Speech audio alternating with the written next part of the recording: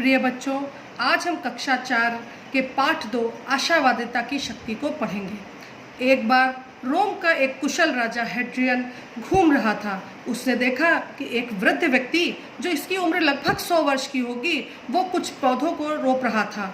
उसे बहुत दया आई। उससे पूछा, क्या तुमने अपने बुढ़ापे के लिए कोई धन नहीं रखा है? तो वो वृद्ध बोला कि नहीं, मैंने बहुत ईमानदारी से काम किया है और मेरे खेतों ने मुझे कभी निराश नहीं किया। मेरे पास काफ़ी धन है। फिर राजा ने आश्चर्य से पूछा कि फिर तुम 100 वर्ष की आयु में पेड़ रोपने की तुम्हें क्या ज़रूरत है? क्या तुम इन पेड़ों के फलने तक जीवित रहोगे?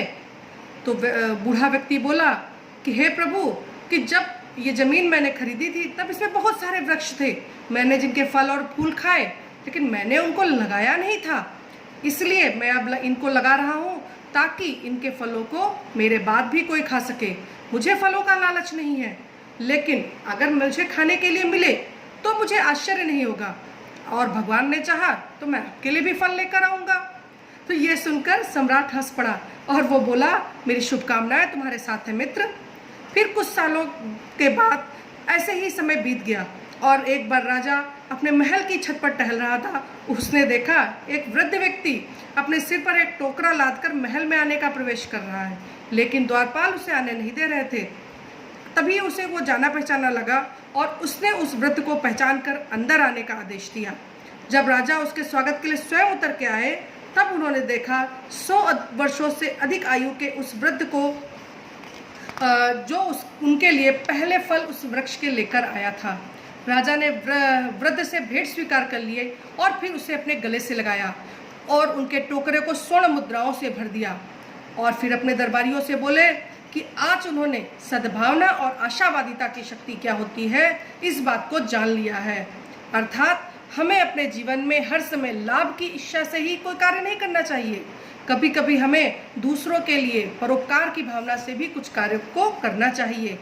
प्रिय बच्चों, आशा है कि तुम्हें ये कहानी अच्छी लगी होगी और तुम्हें इस पाठ में ये शब्दार्थ जो पाठ के नीचे लिखे हुए हैं ये पढ़ने हैं, और उसके बाद तुम्हें ये लिखित प्रश्न उत्तर, प्रश्न नंबर 3 लिखित प्रश्न उत्तर पढ़ने हैं, जो कि मैंने इस कॉपी में लिख दिए हैं। तुम इनका स्क्रीनशॉट लेकर भी लिख सकते हो। मैं इन्हें एक बार पढ़ के सुना रही हूँ। उत्तर नंबर 1, एक बार घूमते हुए युवा राजा ने देखा कि एक वृद्ध व्यक्ति पौधे रोप रहा है। उत्तर नंबर 2, राजा को उस व्यक्ति की आयु देखकर दया आ रही थी। उत्तर नंबर 3, उस वृद्ध ने पौधे रोपने का यह कारण बताया कि उसके नाती पोते उन फलों को खा सके। उत्तर नंबर 4, द्वारपाल एक वृद्ध व्यक्ति को अंदर आने से रोक रहे थे। उत्तर नंबर 5, राजा ने दरबारियों से कहा कि उसने सद्भावना और आशावादिता की शक्ति को जान लिया है। अब प्रश्न नंबर 5, किसने किससे कहा? आपकी उम्र क्या होगी? राजा ने कहा वृद्ध से। मेरे पास काफ़ी धन है, वृद्ध ने कहा राजा से।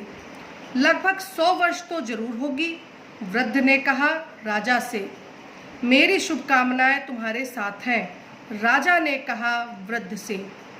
मुझे तुम पर दया आ रही है, राजा ने कहा वृद्ध से।